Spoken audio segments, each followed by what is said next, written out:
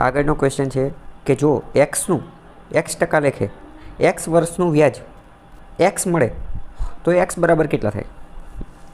તો થોડોક આપણને એવું લાગે કે વિચિત્ર પ્રકારનો પ્રશ્ન છે. એક્સ ક્યાંથી આવી ગયો કે એક્સ તો જતી રહી હતી કે એક્સ તો કે મને મૂકીને જતી રહી હતી તો પાછી કેમ આવી ગઈ? તો સમજીએ કે એક્સનું એક્સ ટકા લેખે એક્સ વર્ષનું વ્યાજ એક્સ મળે તો એક્સ બરાબર કેટલા હોય? તો આપણી પાસે સૂત્ર તો એક જ છે, આઈ બરાબર PRN છેદમાં 100. તો મૂકીએ. વ્યાજ કેટલું મળે છે કે વ્યાજ એક્સ મળે છે તો વ્યાજ એક્સ મૂકી દઈએ. રકમ પી કેટલું છે તો પી એક્સ છે તો એક્સ મૂકી દઈએ. આર કેટલું છે ટકાવારી તો એ એક્સ ટકા છે તો એ પણ એક્સ મૂકી દઈએ. એન વર્ષ કેટલા છે તો એ પણ એક્સ છે, એ પણ એક્સ છે તો એ પણ એક્સ મૂકી દઈએ અને છેદમાં 100 મૂકી દઈએ. આવી રીતે આખો દાખલો જે છે એ ગણી શકાય. તો હવે ધ્યાનપૂર્વક જોઈએ તો શું થાય? તો આ એક્સ ઉડી જાય, આ બાજુ એક્સ ઉડી જાય અને આ 100 જે છે એ બરાબરની આ બાજુ આવતા રહે. તો અહીંયા શું થઈ જાય? એક્સ વર્ગ થઈ જાય. તો એક્સ વર્ગ બરાબર 100 થાય. તો હવે આ વર્ગને ઉડાડવું હોય તો અહીંયા વર્ગમૂળ ટોપી પહેરાવી પડે, તો અહીંયા પણ વર્ગમૂળની ટોપી પહેરાવી પડે. તો વર્ગ અને વર્ગમૂળ ઉડી જાય. તો 100નું વર્ગમૂળ કેટલું થાય? 10 થાય. કેટલું થઈ જાય? 10 થઈ જાય. તો જવાબ કેટલો આવે? 10. જવાબ એ રીતે 10 આવશે. આગળનો દાખલો છે કે જેટલો વ્યાજનો દર છે તેટલી જ મુદત છે. એનો મતલબ શું કે આર બરાબર એન. આપણે આવા દાખલા ઘણી બધી વાર ગણી ચૂક્યા છીએ કે વ્યાજનો દર અને મુદત એ બંને સમાન છે, આર બરાબર એન છે. એટલા માટે કોઈ નાણાં રોકવાથી નાણાં 4 ગણું વ્યાજ મેળવે છે. પૈસા કેટલા થઈ જાય છે? પૈસા 4 ગણા થઈ જાય છે. 4 ગણું વ્યાજ મળે છે. 4 ગણું વ્યાજ મળી જાય છે. તો વ્યાજનો દર શોધો. વ્યાજ કેટલું મળે છે? 4 ગણું મળે છે. તો આપણે એવું કહી શકીએ કે જો 1 હોય તો એ કેટલા બની જતા હશે? 4. 1ના 4 ગણા 4 જ થાય ને. પણ જો 1માંથી 4 બની જતા હશે એવું ના કહી શકાય. એવું કેમ ના કહી શકાય? એવું ત્યારે કહી શકાય જો 4 બરાબર ટોટલ અમાઉન્ટ હોય, વ્યાજ મુદ્દલ હોય તો. પણ અહીંયા શું છે કે 4 તો વ્યાજ છે, 4 ગણું બની જાય છે તો 4 ગણું વ્યાજ મળે છે. અહીંયા ડાયરેક્ટ એવું કીધું છે. શું કીધું છે? 4 ગણું વ્યાજ મળે છે. એનો મતલબ એમ કે 4 એ ઇન્ટરેસ્ટ છે અને 1 એ શું છે? 1 એ પ્રિન્સિપલ અમાઉન્ટ છે.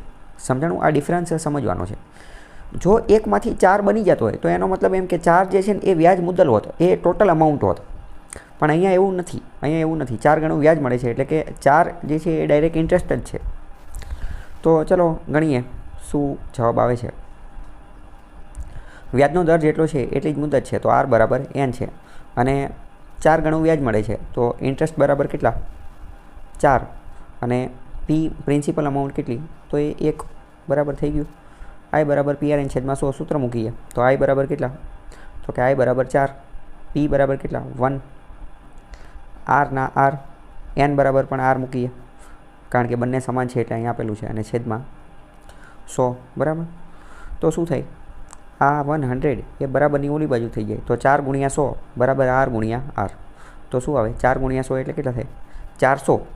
400 બરાબર આર ગુણ્યા આર. એવો જવાબ આવે. 400 બરાબર આર ગુણ્યા આર. આર ગુણ્યા આર એટલે કે આરનો વર્ગ. હવે અહીંયા વર્ગ જો દૂર કરવો હોય તો અહીંયા વર્ગમૂળ ટોપી પહેરાવી પડે. તો અહીંયા ટોપી પહેરાવી તો અહીંયા પણ ટોપી પહેરાવી પડે. તો આ વર્ગ અને વર્ગમૂળ નીકળી જાય. તો એ 400નું વર્ગમૂળ કાઢવું પડે.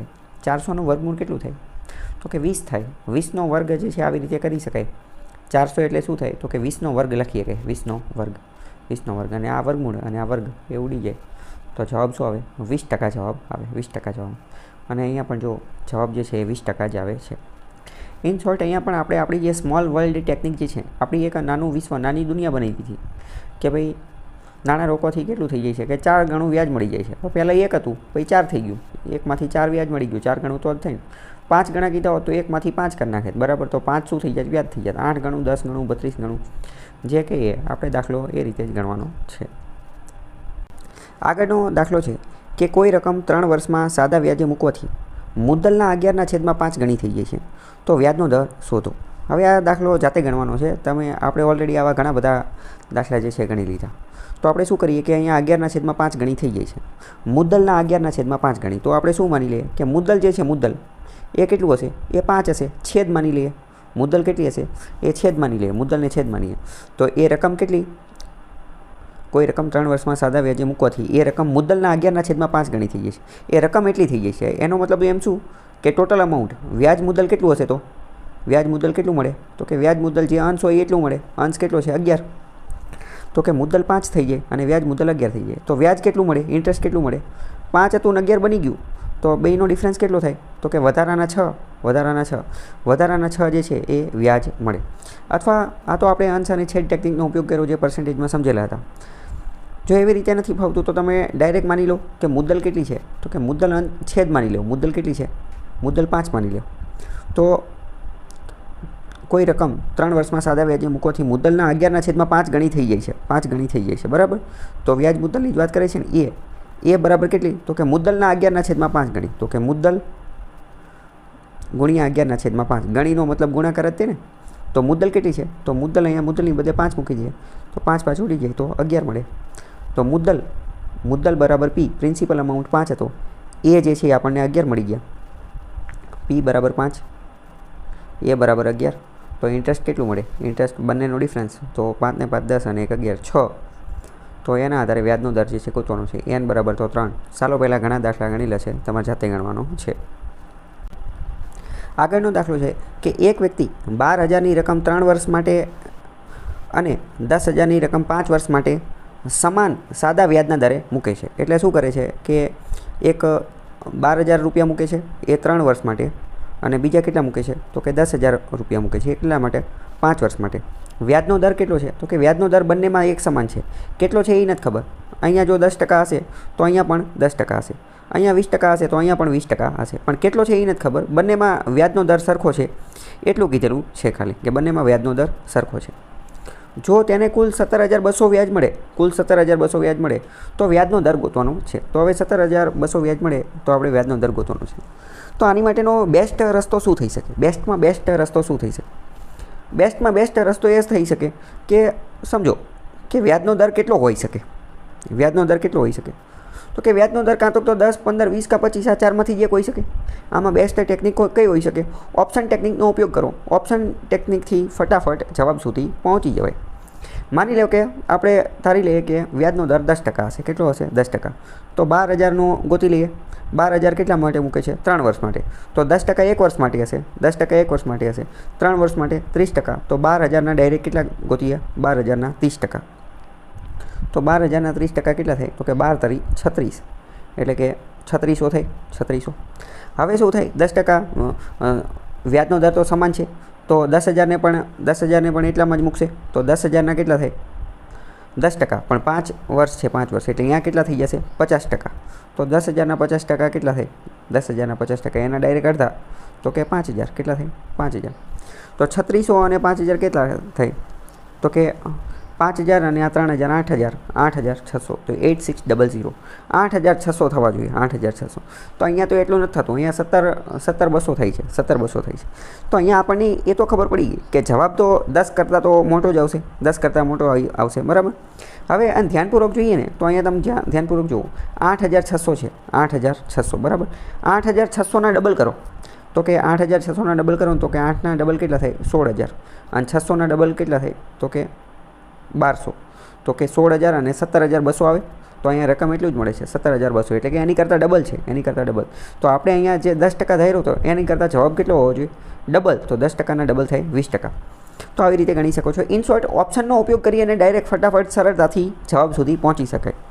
ઓપ્શનનો ઉપયોગ કરી અને જવાબ સુધી સરળતાથી ફટાફટ પહોંચી શકાય. તો આ પ્રકારના દાખલામાં ઓપ્શન ટેકનિક જે છે એ જ બેસ્ટ રહેશે. ઓપ્શન ટેકનિકનો ઉપયોગ કરી અને જો અહીંયા 12,000ના 15% લેખે પણ ગોતી લેવાના, 10 બધાયના ગોતી લેવા એટલે મળી જાય. ઓપ્શન ટેકનિક બેસ્ટ રહેશે. બાકી એક્સ ધારવામાં નહીં, બધામાં ઘણો ટાઈમપાસ થશે. આગળનો દાખલો છે કે અમુક સમય માટે કોઈ રકમ અને તેના વ્યાજનો ગુણોત્તર 10/7 થાય છે. જો વ્યાજનો દર 20% હોય તો મુદત શોધો. આપણે આની પહેલાં પણ આવા દાખલા જે છે ગણી ચૂક્યા છીએ, તો આ તમારે જાતે ગણવાનો છે. હું તમને ખાલી થોડી ટેકનિક આપી દઉં કે રકમ અને વ્યાજનો ગુણોત્તર. તો આપણે એવું કહી શકીએ રકમ જેમ વ્યાજ બરાબર કેટલા છે? તો કે 10/7. રકમ એટલે શું થાય? રકમ એટલે કે પ્રિન્સિપલ અમાઉન્ટ, અને વ્યાજ એટલે શું થાય? ઇન્ટરેસ્ટ બરાબર 10/7. તો શું આપણે એવું કહી શકીએ કે રકમ પ્રિન્સિપલ કેટલું હશે? 10 હશે, અને વ્યાજ ઇન્ટરેસ્ટ કેટલું હશે? 7 હશે. બસ. તો 10 અને 7 મળી ગયા. આર પણ આપેલું છે. આર 20% છે. તો મુદત ગોતવાની. તો આઈ બરાબર PRN/100 સૂત્ર મૂકી અને તમે દાખલો જે છે ગણી શકો છો. મુદત બરાબર. અહીંયા 3.5 એ પણ એ કેટલું હશે? એ વર્ષ હશે. એ રીતે જાતે દાખલો ગણવાનો છે. આગળનો દાખલો છે કે 12% દરે ₹250નું વ્યાજ ₹20 કેટલા મહિનામાં મળે? તો એકદમ સહેલો દાખલો છે કે I બરાબર PRN છેદમાં 100. સૂત્ર મૂકી દેવાનું, I બરાબર PRN છેદમાં 100. I બરાબર કેટલા છે? તો કે I બરાબર શું? વ્યાજ. વ્યાજ કેટલું છે? તો કે 20. P કેટલા છે? તો કે 250. R કેટલા છે? તો કે 12%. અને N કેટલા મહિનામાં મળે? તો N જ ગોતવાનું છે ને, N. પણ છેદમાં 12 મૂકવા પડશે. કેમ? કારણ કે મહિનામાં જોઈએ છે એટલે છેદમાં 12 અને ટકા માટેના આ છેદમાં 100. બરાબર. તો 12 ઉડી ગયા. અહીંયા આ 0 0 ઉડી ગયા. તો અહીંયા 5 5 25 અને 5 દુ 10. આ બે જે છે આ બાજુ જાય તો 20 દુ કેટલા થઈ જાય? 40 થઈ જાય. 40 અને આ 5 આ બાજુ જાય તો કેટલા થઈ જાય? 8 5 40. તો જવાબ શું આવશે? 8% આવશે. કંઈ કરવાનું નથી, ખાલી સૂત્ર મૂકીને જવાબ આવી જાય. એ રીતે દાખલો ગણી શકો છો. 8%.